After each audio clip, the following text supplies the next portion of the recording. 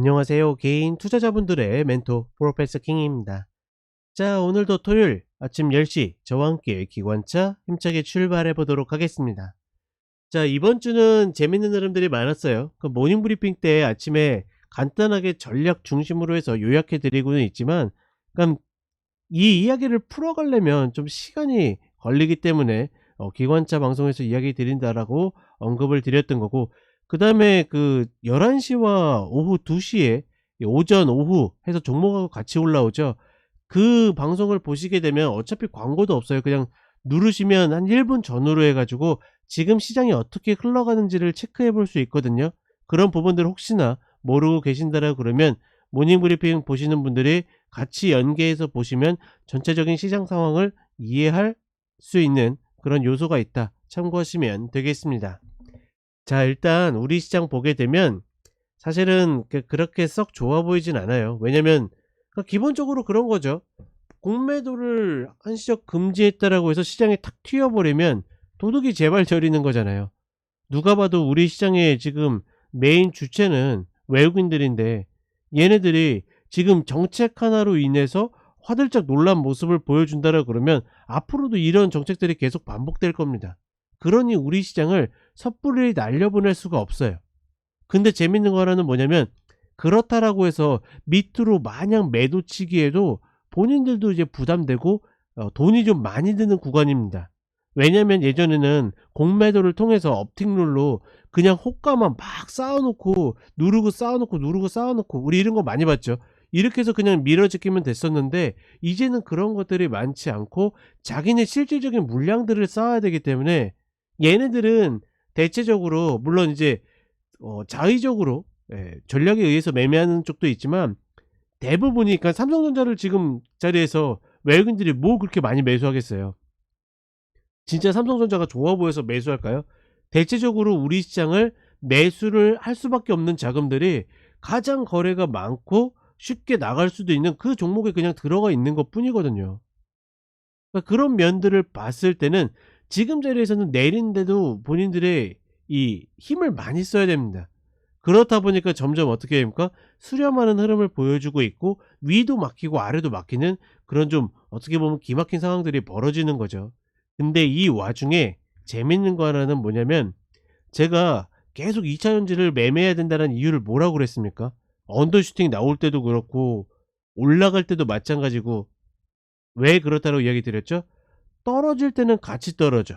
하락할 때는 보통 저는 이렇게 지수가 만약에 마이너스 2% 빠진다 그러면 종목은 2배에서 3배 정도 움직인다고 이야기 드리거든요. 그럼 종목은 보통 4% 빠지고, 만약에 2% 올라가게 되면 종목 보통 4% 올라가고, 뭐 이런 식으로 이제 제 나름의 경험과 통계에 의해서 이야기를 드리는데, 중요한 거는 지금까지는 떨어질 때는 같이 떨어지고 올라가면 배 이상으로 훨씬 더 올라갔어요.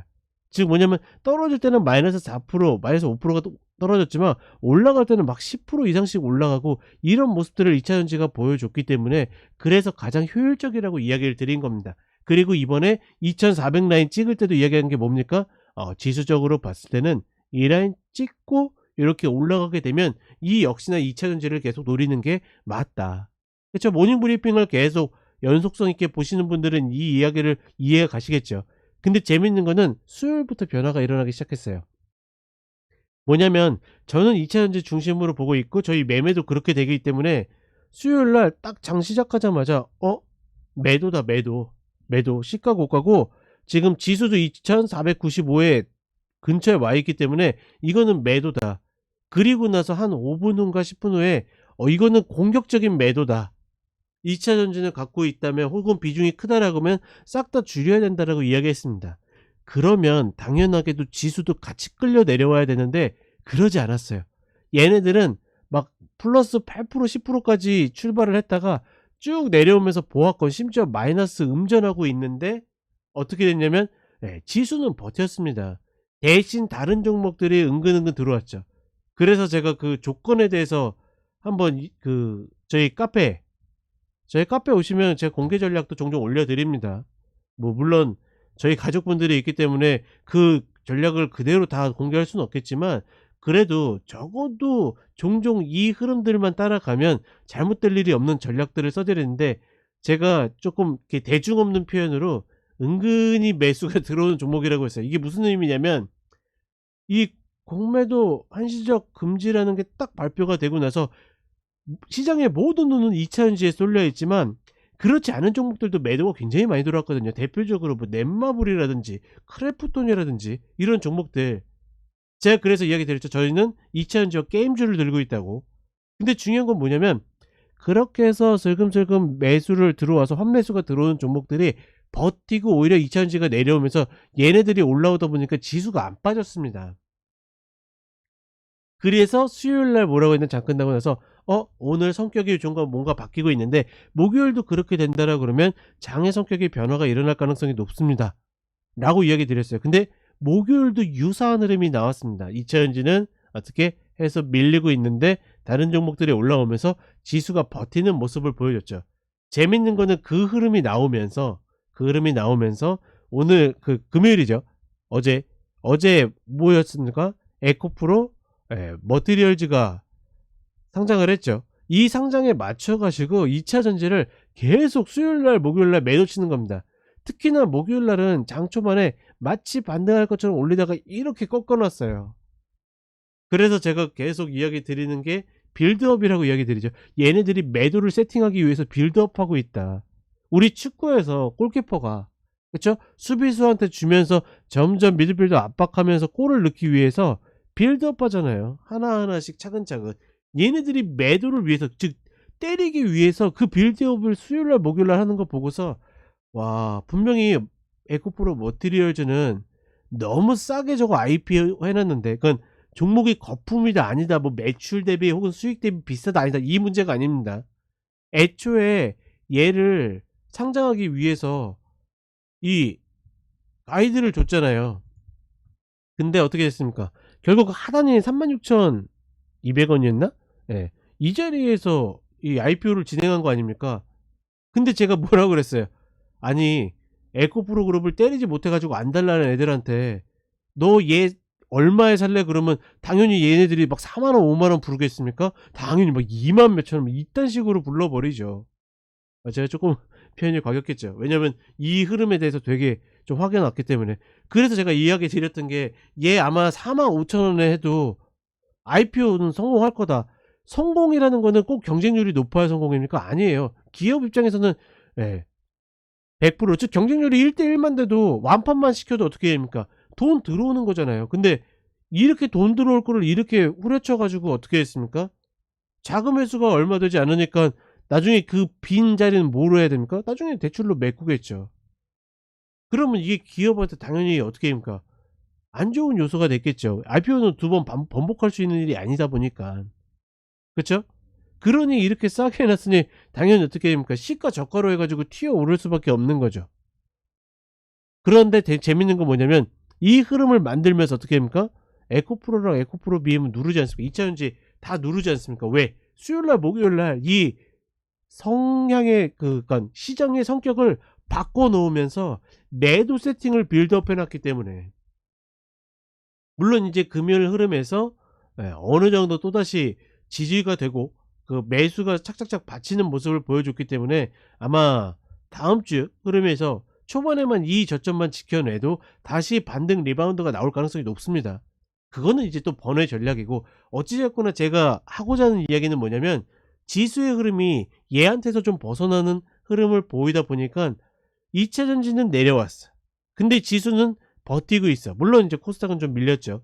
그 위치가 조금씩 어긋나다 보니까 기존의 전략이었던 지수가 반등할 수 있는, 혹은 언더슈팅 같이 지난번 같은 흐름일 수도 있고 이번처럼 2400일 수도 있고, 이런 흐름이 나왔을 때 얘의 위치와 좀 어긋나기 때문에 아마 이제 2차 전지를 노리시는 분들은 이 종목 자체의 어떤 기술적인 리바운드나 지지를, 수급 구조를 보고 들어가셔야 된다. 근데 얘뿐만 아니라 다른 종목들 B2차 전지들도 마찬가지로 어떻게 지수와 조금은 분리해서, 저는 그거를 각계의 전투라고 표현을 하거든요.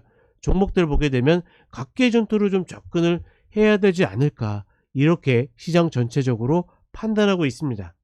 그리고 여전히 여전히 계속 강조하는 거 뭡니까? 이 시장은 뭐다? 추격은 절대 금지다. 내가 2400에 못 잡았다고 해서 추격할 이유가 하나도 없어요. 다시 내려올 거예요. 어디를 찍든 간에. 물론 그렇다라고 해서 지금부터 매도 들어갈 이유도 없습니다. 오늘 일부러 그래서 이 곧버스 타이밍에 대해서 저렇게 이야기를 드리려고 써놓은 거고, 그리고 오직 어떻게 눌림을 통해서만 간다. 철저하게 박스 계속 강조하는 거죠. 올해 내내 박스라고 이야기 드렸고, 언더슈팅에 대해서 내내 이야기 드렸고, 다만 어떻게 이 흐름의 큰 기준은 이어가지만 시장의 종목적 성향이 조금씩 바뀌고 있기 때문에 이런 부분들 주의한다. 이렇게 좀 인지를 하시면 되겠습니다. 자, 조금씩 정리가 되시나요? 자, 그러면 차트 잠깐 보도록 하겠습니다.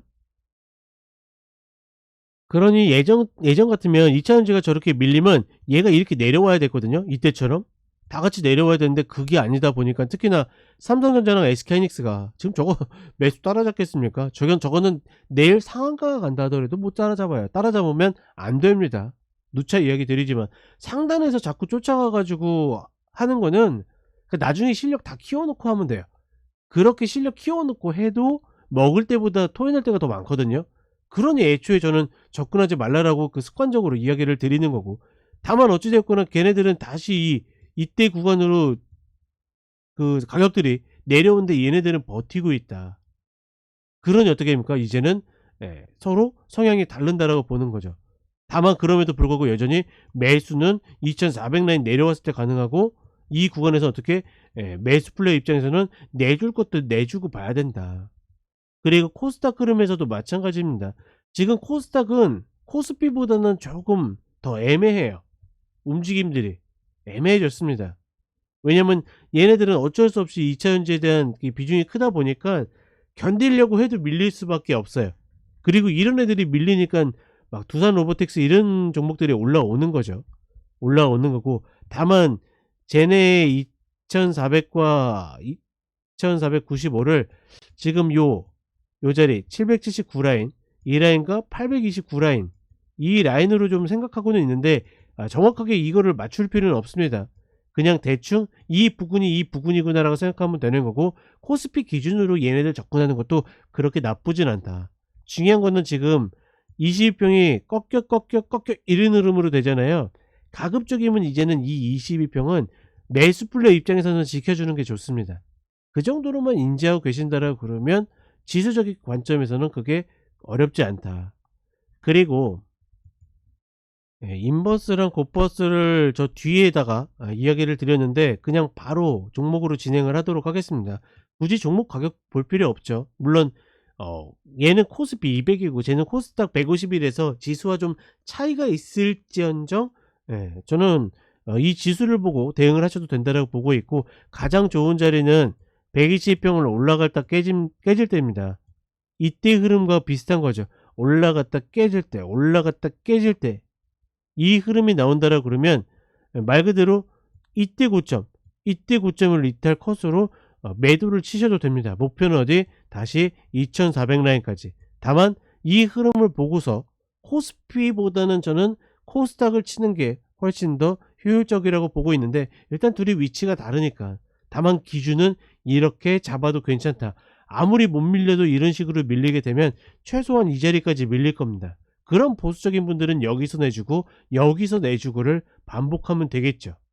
그쵸? 코스피 매도는 그런 방식으로 보시면 되겠고, 코스닥 같은 경우에도 이 기준은 똑같습니다. 122평 이 자리를, 왜냐면 지난번 이 자리에서 말 그대로 확인도 안 하고서 빠졌었기 때문에, 그러니까 이 자리가 무지하게 황당한 거죠. 이때 갭들이 얼마나 상도 없이 빠졌는지를 알 수 있는 거고, 그렇다라 그러면 이번에도 마찬가지였고 요 자리도 마찬가지인 거고, 이 자리 올라갔다 깨질 때 900 라인을 다시 올라가기는 좀 만만치는 않다라고 봅니다. 이거는 내년이나 돼야지 다시 한번 트라이 할 수 있는 구간이라고 보고 있고, 요 자리에 올라갔다 깨질 때 다시 한번 시도해서 지금의 이 779 라인, 이 라인을 목표로 가시면 되겠다. 이렇게 인버스 곧버스는 정리를 해 드리도록 하겠습니다. 자, 그리고 종목으로 오게 되면 11월에 개인 투자자분들이 어떤 종목을 가장 많이 매수했는지 좀 봤어요. 그래서 봤더니 아니나 다를까 포스코홀딩스. 얘는 진짜 재밌는 종목이죠. 보시게 되면 지금 개인들이 올해만 14조를 매수했어요. 사실 얘 시가총액 물론 이제 위에서도 매수한 게 있기 때문에 이런 좀 오차가 발생할 수 있지만 사실 이 정도 매집했으면 이렇게 움직이면 안 되거든요. 근데 말 그대로 공매도들이 얼마나 많은 승수를 만들어내면서 밀어내렸는지 우리가 알 수 있고, 중요한 거는 이번 하락 때 좀 만들어진 이 저점은 저는 지금의 개인들의 매집 상태가 유지가 된다라 그러면 깨기 어렵다라고 보고 있습니다. 그렇다라 그러면 전반적으로 공매도의 금지에 대한 효과가 이렇게 길어지면 길어질수록 가장 수혜를 받을 수 있는 종목 중에 하나이고, 그런 면을 봤을 때 가장 수익률이 좋다는 아닙니다. 가장 수익률이 좋은 건 아니지만 가장 안정적인 종목이 되지 않을까. 그래서 본 종목도 지난번에도 얼마 전에 월요일이었죠. 월요일에도 그렇고 다시 이제 접근을 또 하고 있거든요. 그러면 사실 여기서 빵빵 치고 갈지 안 치고 갈지 모르지만 이런 식으로 이런 모종의 폭들은 좀 먹을 수 있다. 40만원이 다시 올 가능성은 조금은 적어 보이고, 저는 사실 5만원 아래에서만 들어갈 수 있어도 적어도 이 리바운드 폭만 먹기 시작을 해도 충분히 가치 있다라고 보고 있고, 이 계속 이야기가 드리죠. 6개월로 이야기했지만 점점 길어질 가능성이 있다고. 뭐 전산화하고 뭐하고 하면 사실 이 핑계 저 핑계 되면 뭐 얼마든지 늘릴 수 있잖아요. 그런 흐름들이 계속 지속이 된다고 하면 저는 다시 저 55만 5천원 자리, 계속 이야기 드렸던 마디 자리죠. 이때 매수 이야기 드렸던 요 자리가 다시 한번 올 가능성이 높다. 그러면 충분히 축으로 쓸만한 자리가 될 수 있다라고 판단합니다. 개인들이 많이 매수했음에도 불구하고 그 매수가 단순히 매수가 아니라 거의 매집 수준으로 갔기 때문에 저는 충분히 그럴 만한 여력과 가능성들이 있다. 그리고 그런 면에서 봤을 때 퓨처엠에 조금 더 관심이 있으신 분들이 많을 거예요. 왜냐면 변동성이 훨씬 크니까. 근데 문제는 뭐냐면 얘가 변동성이 큰 건 알겠어. 그리고 액티브해. 그러면 조금 물려도 금세 반등이 나오면 금세 올라올 것 같아. 문제는 뭐냐면 얘는 기준이 없어요. 지금 이 40만원짜리가 깨지면서 결국 122평도 이 자리를 찍지 못하고 내려왔죠. 이 구간이 깨지면서부터 굉장히 애매해졌습니다. 아래로 사실은 이 30만원 구간 28만원 구간을 지켰어야 되는데 이 자리도 다시 깨버리면서 굉장히 애매해져 버렸기 때문에 아무리 좋은 종목이라도 기준을 잡을 수 없으면 매매의 가치가 좀 떨어지거든요. 그렇다 보니까 저는 개인적으로는 본 종목을 좀 어렵게 보고 있다. 그렇죠? 차라리 그러니까 이런 것들은 가능하겠죠. 컷 잡고 추세 전환을 만드니까 매수 들어가고 이날 시장의 흐름이 이차전지를 무조건 공격적으로 매도했기 때문에 나와야 되고, 그러면 뭐 한 8, 9% 먹는 건데 중요한 거는 먹은 거 대비해서 견뎌야 될 폭이 그렇게 효율적이진 않죠. 그러니까 그런 면에서는 조금은 퓨처엠 같은 경우에는 딱 어떻게 접근을 하시다라고 전략을 잘라서 이야기 드리기가 좀 어렵다. 그건 뭐 저랑 같이 하신다라 그러면 중간에 막 질문 던져 가지고 퓨처엠 잡고 싶은데 해도 돼요. 그러면 지금 수급 상황이 이렇고 이런 식으로 강도가 이렇게 들어오기 때문에 요런 자리는 이렇게 컷곡으로 들어갈 만해요 라고 이야기할 수 있겠지만, 미리 짜여진 패턴으로 들어가기에는 굉장히 좀 만만치 않다라고 이렇게 이야기 드리는 겁니다. 그런 면에서는 퓨처엠이 그러니까 홀딩스가 조금 지루하신 분들은 노려볼 만한 가치는 더 있겠지만 그런 전략들이 좀 미리 예측 매매를 짤로 떨어지지는 않는다. 그런 부분이 조금 아쉽다. 다만 40만원 자리는 한 번 정도 다시 트라이 할 수 있는 그런 조건은 분명히 있다라고 봅니다. 반드시 와야 된다는 건 아닙니다. 제가 반드시 올 자리는 그렇게 찍어드려요. 예를 들어서 넷마블 5만원짜리, 크래프톤 18만원 19만원짜리 뭐 이런 식으로 찍어드려요. 근데 얘는 그 정도 자리까지는 아니지만 충분히 매수를 노리시는 분들의 입장에서는 도전해 볼 만한 자리이다. 이렇게 정리를 해드리겠고, 자, 그 다음에 JYP, 코스닥에서는 가장 많이 매수한 종목이 JYP더라고요. 그리고 하필이면 금요일날 저렇게 이탈을 하면서 그런 흐름들이 조금 더 가속화가 됐고, 제가 누차 이야기 드렸던 자리가 이 갭자리죠. 이 갭에서 96,800원이 깨지게 되면 무조건 도망가야 된다. 그렇지 않은 선에서는 계속 매수를 들어가셔도 된다. 이렇게 이야기를 드렸고, 결국은 몇 번 먹을 수 있지만 깨져버렸기 때문에 무조건 도망 나와야 됩니다. 늘 이야기 드리지만 이런 자리들은 다시 잡는 한이 있더라도 깨질 때는 나와야 돼요. 왜냐면 이런 자리들을 깨졌을 때, 그러니까 운이 좋으면 다시 리바운드가 나오는데 운이 나쁘면 물려 가지고 몇 년씩 고생하는 경우들이 비일비재합니다. 특히나 2차 전지에서 봤다시피 아무리 좋은 종목들도 보다, 예, 한번 올라갔다가 슈팅이 나오고 깨지기 시작하면, 예, 쏟아지는 흐름들이 굉장히 세기 때문에, 특히나 말 그대로 무지성 매매처럼, 예, 기관이나 외국인들은 기계적으로 매매를 하기 때문에 어떻게 됩니까? 그 이탈해서 깨지면 그냥 쏟아붓는 거예요. 얘네들은 좋고 나쁨이 없습니다. 우리처럼 막 30% 잡고 50% 잡은 것도 아니고 기껏 해봤자 자기네들이 갖고 있는 거에 1%도 안 되기 때문에 저렇게 잘라내도 괜찮아요. 어디선가 커버되고 있고 어디선가 BM을 추종하고 있기 때문에 문제가 안 됩니다. 문제는 뭐다? 개인 투자자분들은 이런 데다 잡으면 안 된다라는 거죠. 그렇기 때문에 지금 이 구간에서는 굉장히 조심해야 될 구간이고, 요 자리가 일단은 제가 봤을 때는 깨졌기 때문에 최근에 뭐라고 했습니까? 시세가 났었던 종목들은 다시 깨지고 내려오면 출발점으로 내려올 가능성이 높기 때문에 7만원짜리 혹은 그 윗자리, 이 자리까지는 기다려야 된다. 이 자리에서 다시, 버벅이서 리바운드가 나오면 지금의 자리까지 다시 리바운드가 나오겠죠. 저는 이런 부분들은 좀 조심을 해야 되지 않을까. 가급적이면 그래서 개인 투자자분들한테 이야기 드리는 게, 꺾이는 초기에 매수를 하지 말라라는 이야기를 계속 드리는 겁니다. 이런 부분들이 있고, 그 다음에 YG엔터, 얘가 어떻게 보면 먼저 그 흐름을 만든 거예요. 그쵸? 갭을 만들고 갭을 지키니까 반등했지만 뭘 못 넘어요? 일봉을 못 넘잖아요. 그러면 제가 계속 이야기 드리죠. 얘 못 넘으면 이미 이때부터 이야기합니다. 120평도 다시 잡지 마세요. 왜? 시세를 냈다가 리바운드가 나왔는데 여기를 못 넘는다라는 건, 혹은 넘겼다 깨진다라는 거는 매도 맞고 있는 겁니다. 결국 관통이 나왔고, 그리고 나서 어떻게 합니까? 바로 갭자리가 메워지면서 깨져버렸죠. 그러면 리바운드가 나올 때 어떻게 합니까? 아, 이번에는 다시 올라가지 않을까? 120평까지 봐야 되지 않을까? 이게 아니라 적당히 어떻게든 빠져나와야 되는 겁니다. 왜? 이 갭을 다시 저항 맞을 가능성이 높기 때문에. 그럼 반대로 매수를 기다리고 있다라 그러면 지금 이제 5만원 근처로 내려오고 있죠. 이 5만원 근처에서는 조금 더 내가 빠르게 매매하자고 그러면, 이때 자체가 굉장히 재밌었죠. 51,100원이었죠. 5만원 이탈 컷으로 내가 공격적으로 잡아봐도 돼요. 근데 이탈하면 어떻게 합니까? 반드시 빠져나와야 된다는 거. 저는 저런 방식으로 매도 맞고 빠지는 종목들은 5만원 이탈 컷으로 안 잡습니다. 어떻게? 못 잡더라도 5만원이 깨졌다 올라올 때. 왜 5만원이 깨졌다 올라올 때를 노리는 겁니까?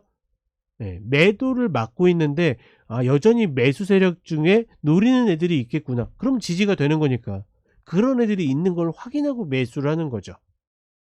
못 잡을 수도 있겠지만 못 잡는 리스크보다는 굳이 컷을 내주고서 어렵게 잡는 것보다는 확인하고 잡는 게 훨씬 더 효율적이라고 생각을 하는 겁니다. 자, 이런 부분들 좀 이해가 가시나요? 그러니까 그런 부분들이 있다, 이렇게 참고하시면 되겠고, SM 같은 경우에는 아마 오늘 쇼츠로 올라올 겁니다. 5시에 올라오는 쇼츠를 같이 확인하시면 될 것 같습니다.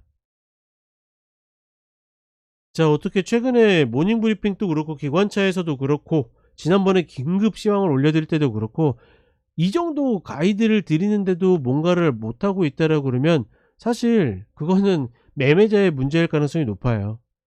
그럴 때는 제가 봤을 때는, 제가 이런 말 잘 안 드리지만, 이제 조만간 이제 또다시 이제 12월 신규 가족 모집을 할 텐데, 저희 결코 비용이 비싸지 않습니다. 더군다나 저희 대표님이 계속 이벤트를 하셔 가지고 그것보다 훨씬 더 싸기 때문에, 웬만큼 그 파일을, 자산을 운영하고 계신다라 그러면 말 그대로 방어 수단으로도 내가 보험료 지불하듯이 충분히 활용할 수 있다라는 거. 게다가 내가 매매를 하면서 이런 가이드들을 실시간으로 갖고 있다라 그러면 상당히 편하겠죠. 그런 부분들 한 번쯤은 생각하시면 좋을 것 같고, 아마 제가 봤을 때는 다음 주 정도면 아마 내년을 대비한 또 무슨 얼리버드 뭐 이런 식으로 좀 진행하신다는 것 같으니까 꼭 그런 것들 참고하시고, 저희 카페에 오시면 제가 그 시그널 종목이랑 이런 것들 올려놓는 것들이 있습니다. 그런 부분들 같이 참고를 하시면서 매매에 좀 도움이 되셨으면 좋겠고, 네, 혹여나 이런 것들을 조금씩 도움이 된다라 그러면 재밌잖아요. 기술적 분석이라는 게 그냥 모르고 하는 사람들은 막 차트만 보고 매매한다 뭐 이런 식으로 이야기하는데, 그렇게 매매할 거면 이미 어떻게 했습니까? 네, 둘 중에 하나겠죠. 퇴출당했거나 경지에 올랐거나 이랬을 겁니다. 결코 그렇게 간단하게 볼 것들이 아니기 때문에 이렇게 볼 수 있는 관점, 안목, 기술 이런 것들 배우고 싶으시면 언제든 문을 두드리시면 되겠고, 꼭 그렇지 않더라도 제가 그렇게 매몰찬 사람은 아니잖아요. 지금과 같은 방식으로 최소한의 가이드는 드릴 테니까 이런 부분들 잘 인지하시면서 어 적어도 저 외국인과 기관의 어설픈 저런 휘둘림에 휘둘리지 않으셨으면 좋겠다. 다시 한번 이야기를 하면서 마무리를 해 보도록 하겠습니다. 자, 그럼 저는 5 시의 쇼츠와 내일 또다시 기관차로 찾아뵙도록 하겠습니다. 감사합니다.